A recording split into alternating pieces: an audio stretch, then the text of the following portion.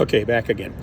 So, speaking of, I'm kind of finishing up with religion again. If you are of this place where you are opening and you're starting to see the universe and you're starting to realize that you don't know, yeah, the whole idea of church having meaning for you, or any religious organization having meaning for you, or any even secular organization having the meaning of life for you, you're going to have to let that go. Well, you don't have to. I mean, you can wrestle with meaning and it creates more suffering, which of course again frees you. But you start to realize that it's all the same old, that it's just, and then once you realize that, it's almost like you start, I realized that with my partner when I was working through communication with her, and it was just so hard. We couldn't communicate for almost 14 years, like literally communicate. And she was of a different culture. She was Antiguan. She spoke almost, it sounded like what I used to think was Jamaican, but I could adjust to that. And she also spoke softly and turned her head away, which I learned to deal with. But the other thing I realized was she had a way of speaking that she'd always start things with verbs and adjectives about movement and descriptions. And she would never start with an object. So it took me almost 7 years to figure out that that's why I was getting so lost. Is I didn't know where she was at when she was talking.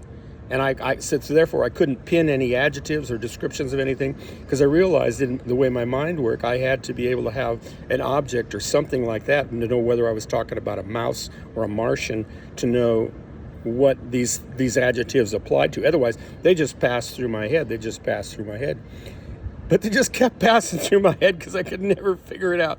And I loved her, and I realized that after a while, I actually grew into it, where I started doing triage, where I just started, if I didn't know, I'd let it go, and then I wouldn't respond, and then because I went through all kinds of gymnastics to try to clarify that, everything. And eventually, when it did seem to matter, when my mind really wanted to know, my language finally went from, it started out as what, what, things like that, and went through various different descriptions and a lot of emotion about it, like frustration, to the very end when I was with her, and she'd start talking, and I realized that I couldn't follow her at all because I didn't know where she was at. I would have to stop, and I would say, and I realized it was the most appropriate thing to say. I'd say, I don't know what you are talking about. And that was I didn't even realize I was saying that till I looked at it and went, the meaning of it was like I was saying, it's like I don't know what the object is that you were talking about. And then I would look for that, and then I would find that. But even then, I didn't always know what she was saying. And what happened was, it didn't matter what she was saying, because what she was saying was beauty. It was her. It was beautiful. And if I needed to know, like anything in life, universe would show it to me. She would even say sometimes, like, I told you this already. I'd say, I didn't get it. And she would tell me, and again, because it meant something, she would slow down and be more specific and talk about an object and get it across to me.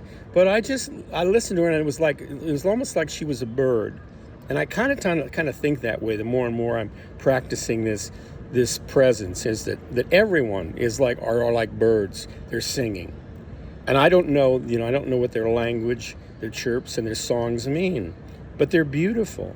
They're beautiful, and they're coming out of them. And maybe if I listen clear enough, at some point I will hear more about what's coming out of them. And that's all that really matters. Not because I need to do anything about it, but because I want to be intimate with the birds. I want to be intimate with life. I want to be intimate with people.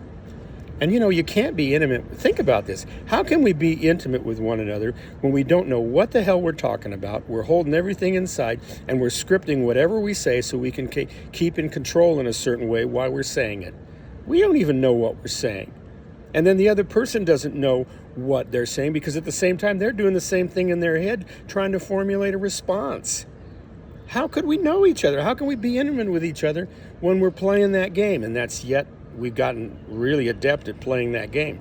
That's why we have politics the way it is, where people become expert at spinning things that run people into the ground of meaning. And so they find, it's even gotten really crazy lately now, where we just go, I have no idea what's going on here. And people are going, yeah, that's what I'm talking about. This is the true meaning. I'm glad you agree. And I'm going, I don't even know what you're saying. It reminds me of Ashley Brindley talking about problems where he says, I don't have a solution, but I certainly admire the problem. It's true. That's where we're being led is away from meaning. Like we're crashing meaning. We're pushing meaning to collapse. You do get that, don't you? AI is really helping with that because it's giving us volumes of ability to what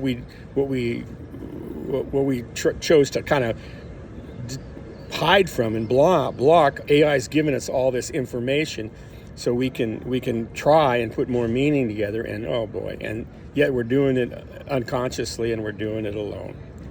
All right, well, that's the end of this one, so I'm gonna think I'll do another one though.